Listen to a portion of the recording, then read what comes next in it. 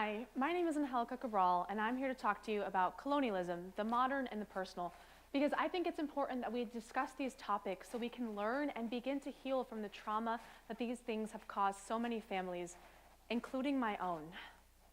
Now, this is my mom. My mom had to leave Nicaragua in 1977 when she was 13 years old because of political unrest in her country. And you might be thinking, well, these are the problems of some far-off Central American country. Why does it matter to me? What does that have to do with my life here in America? Well, I believe that US involvement in Nicaragua is what indirectly and directly led to my mom having to leave that country. And because she came here as an immigrant, she had to work twice as hard as other people to get to where she is today. Now, as I go through my presentation, I want you to keep in mind the definition of colonialism.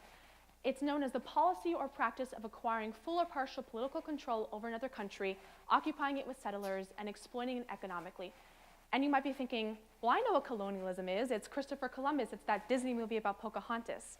But I think you'll find that if you keep this definition in mind, the US involvement in Nicaragua fits it almost to a T. Now, I think you'll find modern colonialism takes on many nuanced and different roles that you might not have expected. Now, this is my tattoo. It's a picture of a volcano inside of a lake because Nicaragua is known as the land of lakes and volcanoes. And it's a very fitting and apt name. Nicaragua is a beautiful tropical country filled with abundant agricultural resources, like Lake Managua, pictured here with the volcano in the background. However, because of all these resources, Nicaragua was ripe for exploitation from other countries, including America. Now, the United States first got involved in Nicaragua in the 1910s when President Zelaya was the liberal leader of that country. He had taken power from the conservatives in a coup in the 1890s. President Zelaya was loyal to Nicaraguan interest and wanted to protect its resources from foreign involvement and had differences with the Americans over a proposed canal there.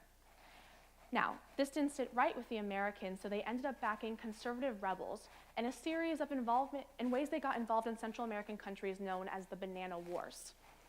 Now, conservative rebels ended up overthrowing President Zelaya and he had to step down. And the US would go on to keep a military presence in Nicaragua for the next 20 years. Now, during the Nicaragua Civil War in the late 1920s, the liberals were led by someone named Sandino. He had to fight not only conservatives, but US Marines. Eventually, he won the presidency, but before leaving the country, the US set up a National Guard in Nicaragua. The National Guard were US-trained operatives designed to make sure that Nicaragua stayed loyal to US interests. And they put Anastasio Somoza in charge. Now, the National Guard would go on to kill that liberal President Sandino in 1934, and Somoza would win the presidency in a rigged election in 1936. His family would be dictators for 40 years.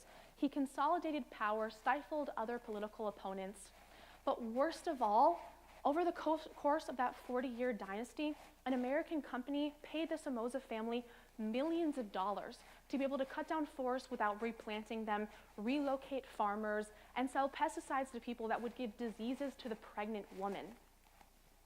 Now, eventually the people of Nicaragua had had enough, and they rose up in the form of a communist group known as the Sandinistas. They took power from the Somoza family in the 1970s. This is them pictured here.